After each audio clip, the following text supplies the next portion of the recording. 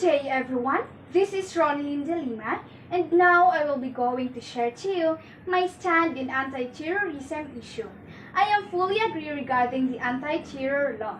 That law was long overdue, with terrorist groups acting like rats and government is powerless to trap these rats.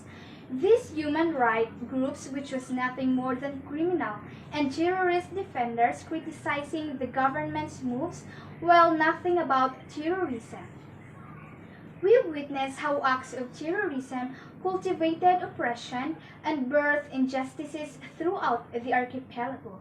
We saw how it caused indefinite delays in the development of infrastructures that should have stimulated the local economy and disrupted programs which were intended to provide the basic needs of peace-loving Filipinos. The Anti-Terrorism Act of 2020 amends the Human Security Act of 2007. It expands the definition of terrorism to include acts intended to cause death or serious bodily injury to any person, extensive damage and destructions to a government facility, private property, or critical infrastructure, and when the purpose of those acts is to intimidate the general public, create an atmosphere or message of fear, or seriously destabilize or destroy the fundamental political, economic, and social structures of the country. Those found guilty face life sentences without the chance of parole. In retrospect, the Philippines is indeed facing serious security challenges on multiple fronts. Muslims, extremist groups, and the NPA are certainly taking advantage of the COVID-19 outbreak and are continuously pursuing acts of violence and aggression against government forces and innocent civilians. Now, more than ever, it becomes imperative for the government to effectively respond not only to the challenges posed by the COVID-19 virus, but also to the threats of terrorism in the country. Practically speaking, this means that on issues such as terrorism, individual rights have to be balanced against the collective security and collective rights of the greater number of people, especially if it's about securing the collective survival of the greater number of people against aggression and the destruction of human lives caused by terrorism. This further means that human rights laws or principles allow governments to take protective actions proportionate to the severity of the threats. Hence, terrorism being a gross human rights violation requires tougher and stronger counter-terrorism legislation that is proportionate to the objective of safeguarding and preserving the national security and integrity of a particular state or government.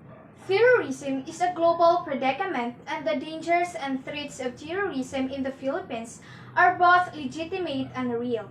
Hence, the government has both the duty and the right to criticize counter-terrorism legislative measures that will protect the national security and integrity of the country and to safeguard its citizens from the brutal and ruthless effects of terrorism. The anti-terrorism bill serves that purpose. In the advent of the novel coronavirus pandemic, the threats posed by COVID-19 and terrorism are both serious and real and need the utmost consideration of the government.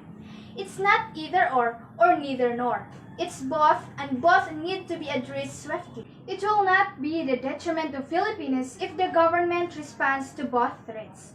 Rather, it will be for their safety. There should be no duality or contradiction. The COVID-19 pandemic and terrorism are lethal threats to the country and both deserves attention.